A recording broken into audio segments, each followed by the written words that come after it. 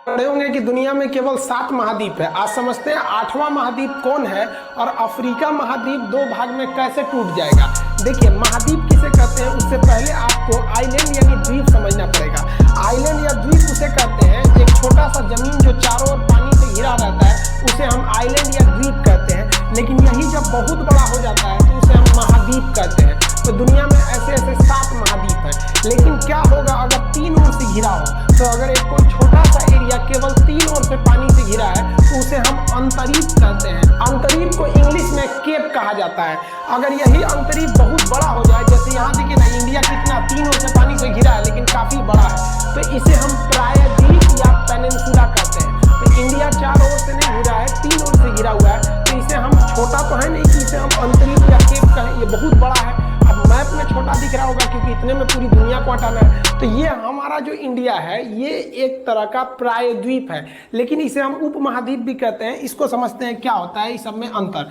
देखिए, दुनिया में मेनली 7 महाद्वीप है जो बहुत बड़े बड़े। देखिए, दुनिया में कुल 7 महाद्वीप है। महाद्वीप मतलब बहुत बड़ा एरिया जो पानी से घिरा, जिसमें सबसे नंबर 1 में हम लोग इसमें है लोग भैया एशिया। ये सबसे बड़ा महाद्वीप है एशिया।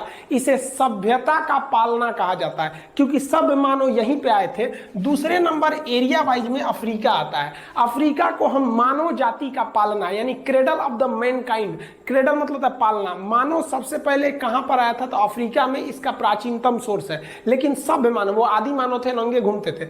और ये जो सभ्य मानव जो आए थे वो एशिया में आए थे। यहीं पे कई ज्यादा सभ्य मानवों के समूह को सभ्यता कहते हैं। जैसे आप मेसोपोटामिया की सभ्यता, सिंधु घाटी की सभ्यता, हांगो नदी की सभ्यता, पीली नदी की सभ्यता, ये सभ्यता आप सुने होंगे। तो सभ्यता का पालना, क्रेडल ऑफ द सिविलाइजेशन, वो एशिया को कहते हैं और मानव जाति का पालना अफ्रीका को कहा जाता है। तो एरिया के हिसाब से सबसे बड़ा आपका हो गया एशिया, दूसरे नंबर पर हो गया अफ्रीका। ये नक्शा के हिसाब से याद करते चलेंगे। अब आते हैं अमेरिका की ओर। तो देखिए, किसी भी नक्शा में ऊपर का एरिया उत्तर होता है, नीचे का दक्षिण यानी नॉर्थ साउथ। इस साइड में हो जाएगा वेस्ट, इधर हो जाएगा ईस्ट यानी पश्चिम और पूरब। तो अब जो अमेरिका है वो 2 है। ऊपर वाला हो गया उत्तरी अमेरिका और ये हो गया आपका दक्षिणी अमेरिका। तो ऊपर वाला उत्तरी, नीचे वाला दक्षिणी। तो डोनाल्ड ट्रंप किसके हैं भाई? उत्तरी के कि दक्षिणी के? तो बहुत लोग जवाब दे देते हैं उत्तरी अमेरिका के।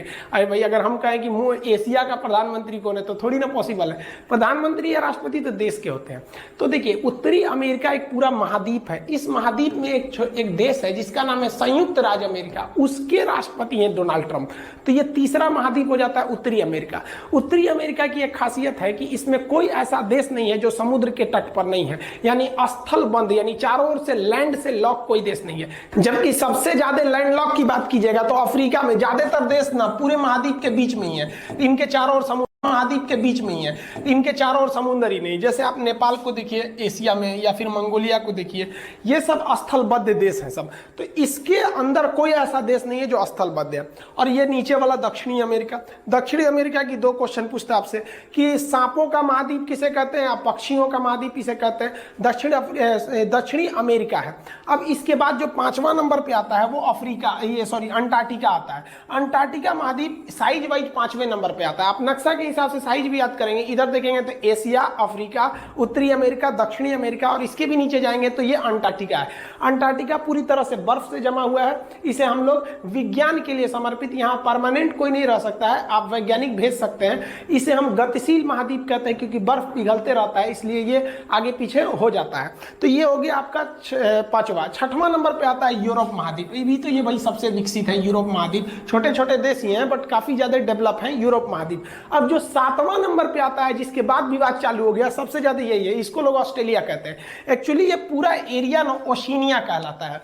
ओशिनिया महाद्वीप जो हो गया ये आपका सबसे छोटा में हो गया, यहाँ पर ये 7वें नंबर पे चला है।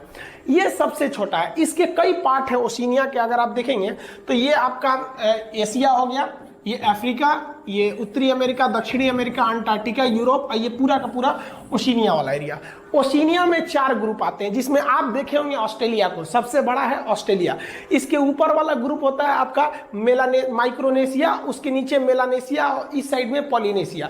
ये छोटे छोटे द्वीपों के समूह हैं। जब हम आपको स्पेशली पढ़ाएंगे ओशिनिया महाद्वीप तो इसके सारे देशों के बारे में बताएंगे। अभी आप ओवरऑल इस एरिया में देखिए, इसमें 4 द्वीपों के समूह हैं। माइक्रोनेशिया जो आप कभी देखे देखे नहीं रहते हैं, मेलानेशिया वो भी नहीं देखे हैं, पॉलिनेशिया भी नहीं देखे, ऑस्ट्रेलिया भी नहीं देखे, ऑस्ट्रेलिया देखे हैं। तो ऑस्ट्रेलिया देखे हैं ना, इसलिए पूरी ओशिनिया को आप ऑस्ट्रेलिया के नाम पे डिनोट करने लगते हैं लोग। तो ये थोड़ी सी हम लोग से क्या हो जाती है, मिस्टेक हो जाता है। तो देखिए आप इसे जनरली ऑस्ट्रेलिया कहते हैं, ये पूरा एरिया किस में आ जाता है, ओशिनिया में आ जाता है। तो ओवरऑल अब तक तो केवल कितने महाद्वीप माने जा रहे थे, 7। लेकिन अभी यहां हम देखते हैं कि 8वां महाद्वीप कौन है, तो वो इसी ओशिनिया में मिला है हमारा 8वां महाद्वीप, जिसका नाम है जीलैंडिया। अब ये जीलैंडिया कौन सा महाद्वीप है भाई, तो जीलैंडिया देखिए ध्यान से, ये आपका ओशिनिया का पूरा रेंज हो गया। तो ओशिनिया का जो रेंज है, जिसे आप यहाँ पर न्यूजीलैंड देश देख रहे हैं, यहाँ पर न्यूजीलैंड, तो यहाँ आप ये डॉटेड लाइन में देखिए, ये वाला हल्का सा कलर चेंज किया हुआ है, ये वाला जो महाद्वीप है ये जीलैंडिया महाद्वीप है। ये कई मिलियन साल पहले ये डूब गया और इसका जो 94% एरिया है वो पूरी तरह से समुद्र के अंदर डूब गया। अब केवल कितना परसेंट एरिया निकला है, 6%। तो 6% है ना, तो उसी में से आपका न्यूजीलैंड है और एक नया एक देश है जिसका नाम है न्यू कैलिडोनिया। यहां पर आपको हल्का सा ग्रीन दिख रहा होगा, एक ये न्यूजीलैंड। तो न्यूजीलैंड और न्यू कैलिडोनिया ये अलग महाद्वीप का हिस्सा है। इसे मान्यता ज्योग्राफिकल मतलब भूगोलवेताओं ने दिया है, ये पूरी तरह से डूब चुका है। अब इससे फायदा जो होगा सबसे ज्यादा न्यूजीलैंड और इसके आसपास के देशों को होगा, क्योंकि ऐसा अंदेशा जताया जा रहा है कि ये जो डूबा हुआ महाद्वीप है इसमें बहुत ज्यादा मात्रा में गैस, पेट्रोलियम, नेचुरल रिसोर्सेज बहुत ही ज्यादा है।